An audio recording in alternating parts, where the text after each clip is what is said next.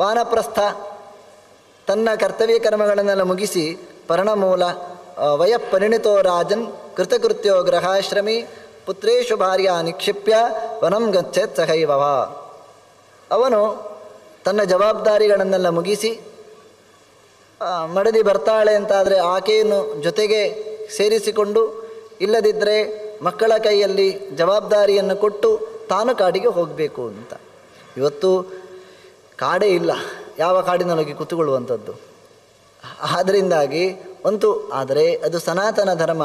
ಪ್ರತಿಯೊಬ್ಬರೂ ಕೂಡ ಮನೆಯಲ್ಲಿಯೇ ಕೂತು ಈ ಆಚರಣೆಯನ್ನು ಖಂಡಿತ ಮಾಡಬಹುದು. ಎಲ್ಲ ಸಾಧನೆಗಳು ಇರುವಂಥದ್ದು ಯಾಕೆ? ಸರ್ವೇ ಮನೋನಿಗ್ರಹ ಲಕ್ಷಣ ಅಂತ ಭಾಗವತ. ಎಲ್ಲ ಸಾಧನೆಗಳು ಮೂಲವಾಗಿ ಇರುವಂಥದ್ದು ಮನಸ್ಸಿನ ನಿಗ್ರಹಕ್ಕೋಸ್ಕರ.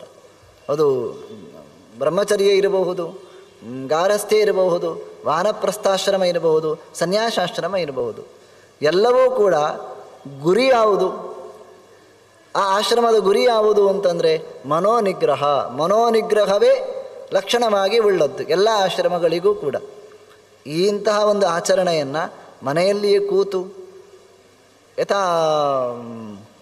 ಹೊರಗಿನ ವಿಶೇಷವಾದಂತಹ ಭೋಗ ವೈಭವವನ್ನೆಲ್ಲ ಬಿಟ್ಟು ದೇವರ ಚಿಂತನೆಯಲ್ಲಿ ವಾನಪ್ರಸ್ಥಾಶ್ರಮವನ್ನು ಇವತ್ತಿಗೂ ಕೂಡ ಮಾಡಬಹುದು. ಅದೇ ರೀತಿಯಾಗಿ ಕೊನೆಯ ಆಶ್ರಮ ಎಲ್ಲವನ್ನು ಬಿಟ್ಟು ಚತುರ್ಥಂ ಆಶ್ರಮಂ ಸ್ಥಾನಂ ಗಚ್ಚೇ ನಿರ್ಧೂತ ಮತ್ಸರಃ. ಯಾವುದೇ ರೀತಿಯಾದಂಥ ಮತ್ಸರಗಳನ್ನು ತಾಡದೆ ಎಲ್ಲವನ್ನು ತ್ಯಾಗ ಮಾಡಿ ಅವನು ಜೀವನವನ್ನು ಸಾಗಿಸಬೇಕು. ತಥಾ ತಿಷ್ಠೆ ಯಥಾ ಪ್ರೀತಿ ದ್ವೇಷೋವ ನಾಸ್ಯ ಜಾಯತೆ. ಎಲ್ಲಿ ಪ್ರೀತಿ ಎಲ್ಲಿ ದ್ವೇಷಗಳು ಹುಟ್ಟಲಿಕ್ಕೆ ಅವಕಾಶ ಇಲ್ಲವೋ ಅಂತಹ ಒಂದು ಬದುಕನ್ನು ಅವನು ರೂಪಿಸಿಕೊಳ್ಳಬೇಕು. ಅಭಯಂ ಸರ್ವಭೂತೇಭ್ಯೋ ದತ್ವಾ ಯಸ್ತರತೆ ಮುನಿಃ ತಸ್ಯಾಪಿ ಸರ್ವಭೂತೇಭ್ಯೋ ನ ಭಯಂ ವಿದ್ಯತೆ ಕ್ವಚಿತ್.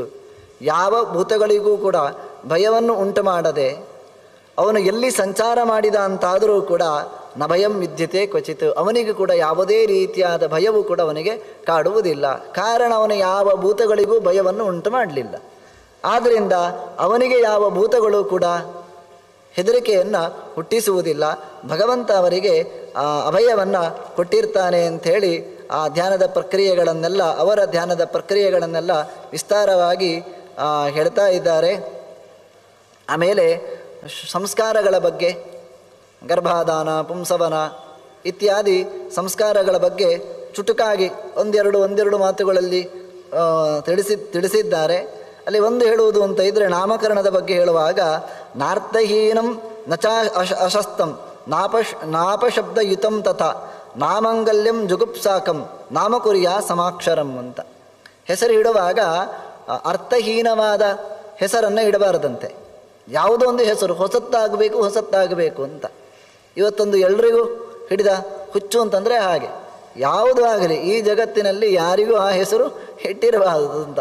ಇವನಿಗೆ ಮೊದಲ ಬಾರಿಗೆ ಇಡಬೇಕು ಅಂತ ಯಾವುದು ಹುಚ್ಚುತನಕ್ಕೂ ಕೈ ಹಾಕದೆ ಒಳ್ಳೆಯ ಅರ್ಥ ಇರುವಂತಹ ಅದೊಂದು ದೀಕ್ಷೆ ಹೇಳುವಾಗಲೇ ಅದು ಆಂತರ್ಯ ದೀಕ್ಷೆ ಮತ್ತು ಬಾಹ್ಯ ದೀಕ್ಷೆ ಅಂತ ಶಾಸ್ತ್ರಕಾರರು ಎರಡು ದೀಕ್ಷೆಯನ್ನು ಹೇಳುತ್ತಾರೆ.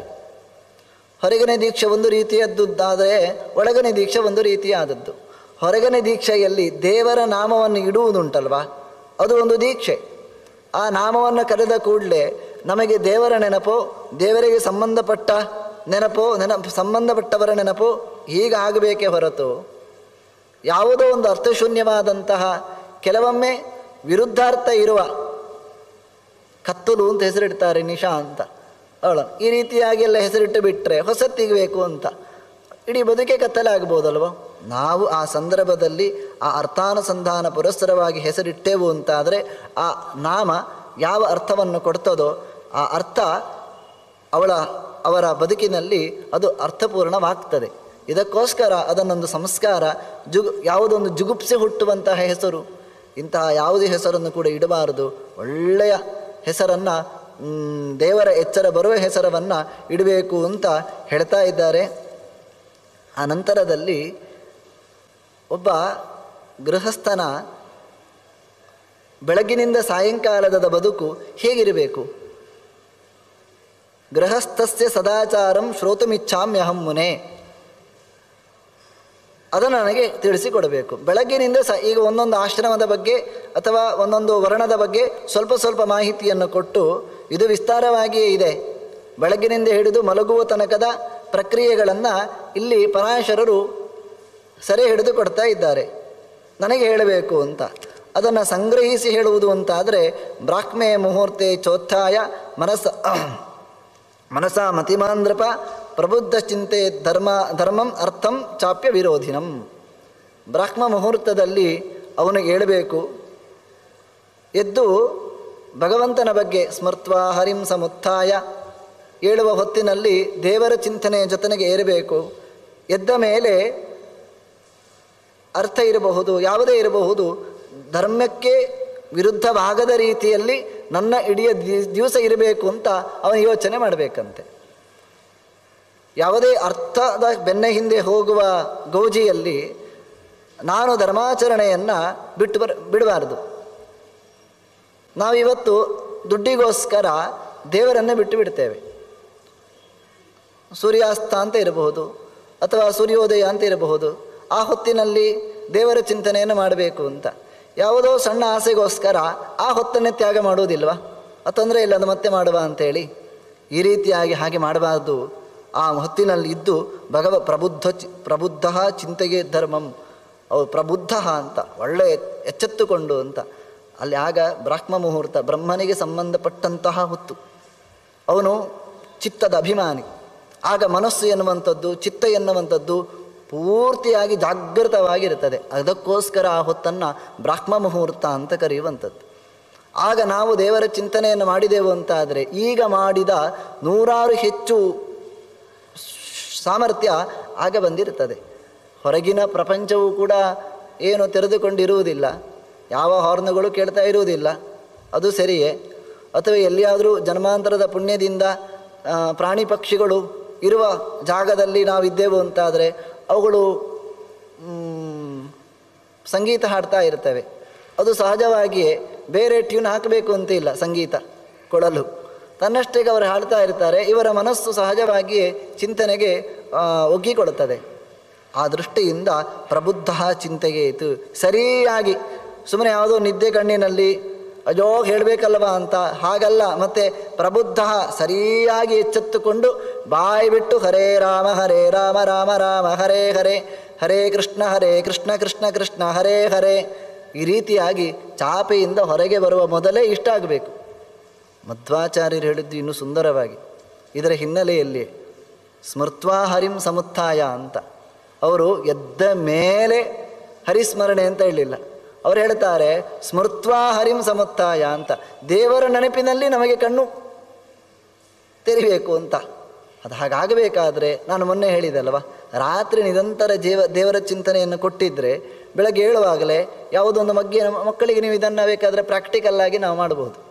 ಯಾವುದೊಂದು ಮಗ್ಗಿಯೋ ಅಥವಾ ಯಾವುದೋ ಒಂದು ವಿಷಯವನ್ನು 10 ಬಾರಿ ಹೇಳಿ ಮಗುವಿನ ನಿದ್ದೆ ಹೊತ್ತಿಗೆ ಅದನ್ನೇನು ಕಣ್ಣು ಮುಚ್ಚದೆ ಅಂತ ಆಗುವಾಗ ಯಾವುದೋ ಕೃಷ್ಣನ ಚಿಂತನೆಯನ್ನು ತುಂಬ ಪ್ರಭಾವಯುತವಾಗಿ ಅದರ ಮೇಲೆ ನಾವು ಹೇಳಿದೆವು ಅಂತಾದರೆ ಅದು ಆ ಕಥೆಯನ್ನು ಕೇಳ್ತಾ ಕಣ್ಣು ಮುಚ್ಚಿತ್ತು ಅಂತಾದರೆ ಬೆಳಗ್ಗೆ ಎದ್ದ ಕೂಡಲೇ ಕೃಷ್ಣ ಎಲ್ಲಿದ್ದಾನೆ, ಎಲ್ಲಿ ಹೋಗಿದ್ದಾನೆ, ನಿನ್ನೆ ಕಥೆ ಕಂಟಿನ್ಯೂ ಮಾಡಿ ಹೇಳ್ತದೆ. ಅದು ಎಲ್ಲಿ ಒಂದು ಕಡೆ ಕೃಷ್ಣನ ಕಥೆ ಹೋಗ್ತಾ ಇದ್ದರೆ ಅವನಿಗೆ ರಥವನ್ನು ಹತ್ತಿದ, ಬೆಳಗ್ಗೆ ಏಳಿಸುವಾಗ ರಥ ಹತ್ತಿ ಆಯಿತು ಕೃಷ್ಣ, ಮತ್ತು ಯಾವಾಗ ಕೆಳಗೆ ಇಳಿದ ಅದರ ಪ್ರಶ್ನೆ ಇರ್ತದೆ. ರಾತ್ರಿ ಪೂರ್ತಿ ದೇವರ ಚಿಂತನೆಯಲ್ಲಿ ಇರ್ತದೆ. ಇದೇನು ಅವೈಜ್ಞಾನಿಕ ಅಲ್ಲ, ಅದು ಮಾಡಲಿಕ್ಕೆ ಸಾಧ್ಯವೇ ಆಗದ ಚಿಂತನೆ ಏನೂ ಅಲ್ಲ. ಹೀಗೆ ಪ್ರಬುದ್ಧ ಚಿಂತೆಯೇತು, ದೇವರ ಎಚ್ಚರದಲ್ಲಿ ಅವನು ಎಚ್ಚೆತ್ತುಕೊಳ್ಳಬೇಕು. ತನ್ನ ಎಚ್ಚರ ಅಂದರೆ ಭಗವಂತನ ಎಚ್ಚರ ಅಂತಂದರೆ ತಾನು ದೇವರ ಬಗೆಗೆ ಎಚ್ಚರವನ್ನು ಗೊಳ್ಳುವಂಥದ್ದು. ಈ ದೃಷ್ಟಿಯಿಂದಲೇ ಸುಪ್ರಭಾತ ಹಾಡುವುದು. ಅವನು ಮಲಗಿದ್ರಲ್ಲ, ಅವನಿಗೊಂದು ಸುಪ್ರಭಾತ. ಆದರೆ ಹಾಡುವುದು ಬೇಡವಾ? ಹಾಡಲೇಬೇಕು. ಕಾರಣ ನಾವು ಮಲಗಿದ್ದೇವಲ್ವಾ, ನಮಗೆ ಎಚ್ಚರ ಆಗಬೇಕು. ಅದಕ್ಕೋಸ್ಕರ ನಮ್ಮ ದೇವರನ್ನು ನಾವು ಎಚ್ಚರಿಸುವಂಥದ್ದು, ತನ್ಮೂಲಕ ನಾವು ಎಚ್ಚರಗೊಳ್ಳುವಂಥದ್ದು. ಈ ರೀತಿಯಾಗಿ ಕ್ರಮ ಪ್ರಕಾರವಾಗಿ ಶೌಚಾಚಾರಗಳನ್ನು ಇವತ್ತು ಅದನ್ನು ನಾನು ಹೇಳಿದರೂ ಕೂಡ ಅದು ನೀವು ಯಾರು ಮಾಡುವುದಿಲ್ಲ. ಮೃತ್ತಿಗೆ ಬೇಕು ಅಂತ ಹೇಳ್ತಾರೆ ಅಲ್ಲ.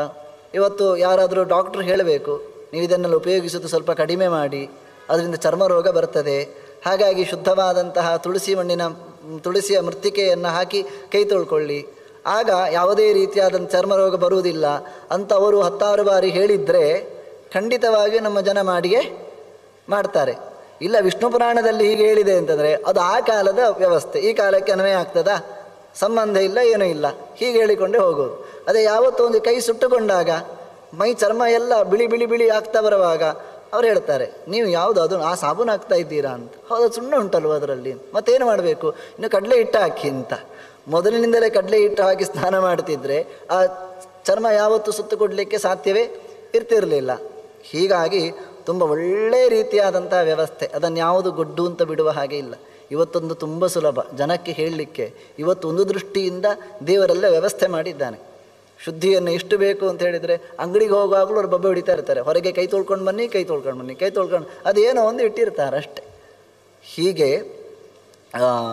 ಯಾವ ಮಣ್ಣಾಗಬೇಕು, ಆ ಮಣ್ಣನ್ನು ಹೇಗೆ ತಯಾರು ಮಾಡಬೇಕು, ಅವರು ಹೇಳುವ ರೀತಿಯಲ್ಲಿ ಮಣ್ಣನ್ನು ತಯಾರು ಮಾಡಿದರೆ ನೀವು ಬೆಣ್ಣೆ ನೋಡ್ತೀರಲ್ವ, ಆ ಬೆಣ್ಣೆ ಹೇಗೆ ಆಗ್ತದೆ ಅದು. ಅಂತಹ ಒಂದು ಶುದ್ಧವಾದಂಥ ಮಣ್ಣನ್ನು ತಯಾರಿಸಿ ಆ ಮಣ್ಣಿನಿಂದ ಶೌಚಾಚಾರಗಳನ್ನೆಲ್ಲ ಮಾಡಿ ಸ್ನಾನಕ್ಕೆ ನದೀನದ ತಟಾಕೇಶು ದೇವಖಾತ ಜಲೇಶು ಚ ನಿತ್ರಕ್ರಿಯಾರ್ಥಂ ಸ್ನಾಯೀತ ಗಿರಿಪ್ರಸವಣೇಶು ಚ. ನದೀನದ ತಟಾಕೇಶು, ಒಂದೋ ಪೂರ್ವಕ್ಕೆ ಒಂದೋ ಪಶ್ಚಿಮಕ್ಕೆ ಹರಿತಾ ಇರುವಂತಹ ನದಿಗಳಲ್ಲಿ ಸ್ನಾನ ಮಾಡತಕ್ಕದ್ದು. ದೇವಖಾತ ಜಲೇಶು ಚ, ದೇವರಿಗೆ ಸಂಬಂಧಪಟ್ಟಂಥ ಗುಂಡಿ ಅಂದರೆ ಸರೋವರ ಇತ್ಯಾದಿಗಳಲ್ಲಿ ನಿತ್ಯಕ್ರಿಯಾರ್ಥಂ ಸ್ನಾಯಿತ. ಇದು ಹಿಂದಿನವರು ಸ್ನಾನಕ್ಕೋಸ್ಕರ ಆರಿಸಿಕೊಂಡಂತಹ ಒಂದು ಜಾಗಗಳು. ನದಿಯಲ್ಲಿ ಗಂಗಾ ಸಿಂಧು ಸರಸ್ವತಿ ಚ ಯಮುನಾ ಭಗವಂತನ ಸನ್ನಿಧಾನ ಎನ್ನುವಂಥದ್ದು ಹೆಚ್ಚು ಇರುತ್ತದೆ. ಅಂತೂ ಆ ಬ್ರಾಹ್ಮ ಮುಹೂರ್ತದಲ್ಲಿ ಸ್ನಾನ ಮಾಡಿದೆವು ಅಂತಾದರೆ ಅದು ಆ ಹೊತ್ತಿನಲ್ಲಿ ಯತೀನಾಂ ಸ್ನಾನಕಾಲೋಯಂ ಗಂಗಾಂಬ ಸದೃಶ ಸ್ಮೃತಃ ಅಂತ ಆಚಾರ್ಯರೇ ಹೇಳ್ತಾರೆ. ಗಂಗೆಯ ಸನ್ನಿಧಾನ ಎನ್ನುವಂಥದ್ದು ಪರಿಪೂರ್ಣವಾಗಿರ್ತದೆ ಅಂತ. ನೀವು ಬಾವಿಯಿಂದ ಸೇದಿ ತಲೆಯ ಮೇಲೆ ನೀರು ಹೊಯ್ಕೊಂಡ್ರೂ ಕೂಡ ಹುಚ್ಚು ಬಿಡುತ್ತದೆ ಅಂತ ಧರ್ಮಶಾಸ್ತ್ರಕಾರರ ವಚನ ಇದೆ. ಎಂಥ ದೊಡ್ಡ ಹುಚ್ಚನೇ ಇರಬಹುದು, 48-50 ದಿವಸಗಳ ಕಾಲ ಅವನನ್ನು ಆ ಸರೋವರದಲ್ಲಿಯೋ ನದಿಯಲ್ಲಿಯೋ ಮುಳುಗಿಸಿ ತೆಗೆದರೆ ಅವನು ಹುಚ್ಚಿ ಬಿಡುವ ಸಾಧ್ಯತೆಗಳೆಲ್ಲ ಇವೆ ಅಂತ. ಅಂತಹ ಏನೋ ಒಂದು ವೈಬ್ರೇಷನ್, ಏನದನ್ನು ಇವತ್ತಿನ ಭಾಷೆಯಲ್ಲಿ ವಾಟರ್ ವೈಬ್ರೇಷನ್ ಅಂತ ಇಟ್ಟರೆ ಹೊಸ ಹೆಸರಷ್ಟೇ. ಆ ಪ್ರಾಚೀನ ಕಾಲದಲ್ಲಿ ಅವಗಾಹನ ಸ್ನಾನ ಅಂತ ಶುದ್ಧವಾಗಿ ಹೇಳ್ತಾ ಇದ್ದರು.